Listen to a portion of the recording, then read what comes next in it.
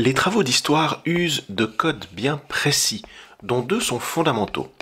D'abord, l'histoire se rédige au présent narratif. Ensuite, il faut faire attention à la téléologie.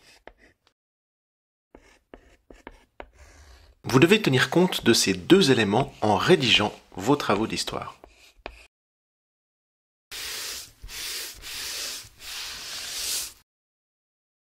Prenons pour commencer le présent narratif. En français, il existe plusieurs temps du passé. Leur utilisation dépend du type d'action et du moment où elle commence, se déroule et se termine. Entre l'imparfait, le passé composé, et le plus que parfait, il y a plusieurs utilisations.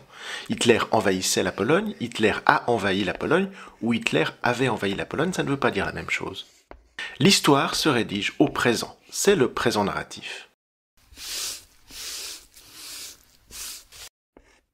L'utilisation du présent narratif a deux grands avantages. D'abord, il n'y a plus besoin de se poser de questions sur tel ou tel temps.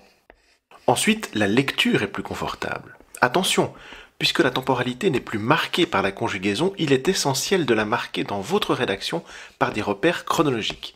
Par exemple, en septembre 1939, Hitler envahit la Pologne.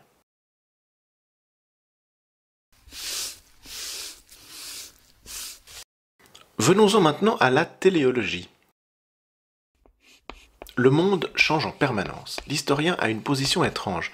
Il observe des événements passés qui construisent l'histoire par étapes, tandis que lui connaît la fin de l'histoire. Par exemple, Jean Jaurès, grande figure du socialisme européen, meurt quelques heures avant la déclaration de la Première Guerre mondiale, en juillet 14.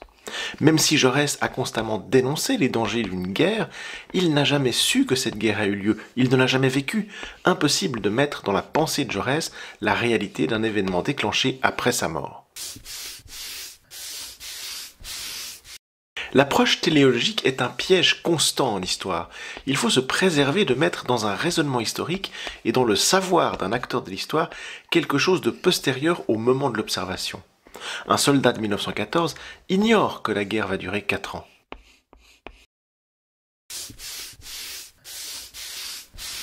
Prenons un exemple. Beaucoup d'images ou de films mettent en scène l'arrivée de Christophe Colomb aux Amériques en octobre 1492. Trouvez dans l'image suivante le biais téléologique. C'est une image ancienne, elle a été gravée un siècle après la découverte des Amériques.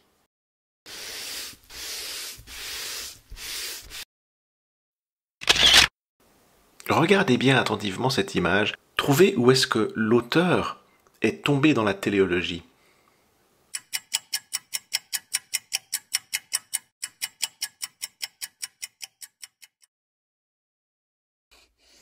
L'image est en réalité truffée de téléologie. Par exemple, les Indiens sont représentés comme s'ils accueillaient un personnage important de l'histoire, alors que c'est un inconnu pour eux.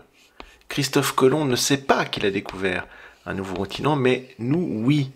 Lui ne sait pas où il se trouve. Ainsi, lorsqu'il débarque sur une plage en octobre 1492, il est peu probable qu'il soit en habit d'apparat. L'auteur de la gravure, Théodore de Bry, a représenté la scène un siècle après l'événement, mais avec une approche téléologique.